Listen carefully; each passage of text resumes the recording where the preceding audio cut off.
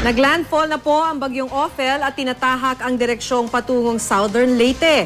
Nagdudulot ng mataas na alon ang bagyo kaya sinuspindi na ang biyahe ng mga sasakyang pandagat sa mga apektadong lugar. Stranded ngayon sa mga pantala na maraming pasahero. Ang ilang lugar naman sa Mindanao binahana dahil sa malakas na pag-ulan. Makibalita tayo kay Chona Carrio ng GMA Cebu. Stranded sa pantalan sa Maasin City, Southern Leyte ang dandang pasahero dahil sa bagyong Ophel. Ayon sa Philippine Coast Guard, bagamat kalmado pa ang karagatan doon ngayon, minabuti nilang hindi payagan ang pagpalaot ng mga sasakyang pandagat para na rin sa kaligtasan ng mga pasahero.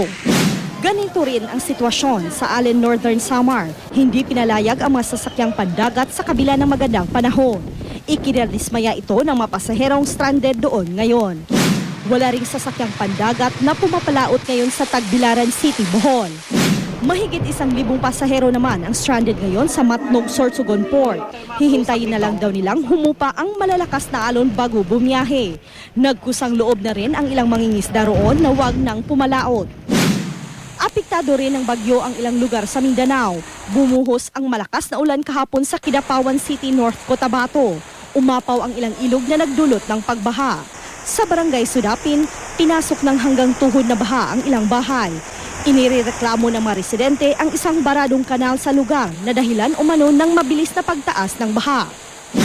Nakararanas din ng malakas na ulan sa Siargao Island. Kaninang madaling araw, bahagyang tumila ang ulan. Sinamantala ito ng ilang mangingisda para pumalaot.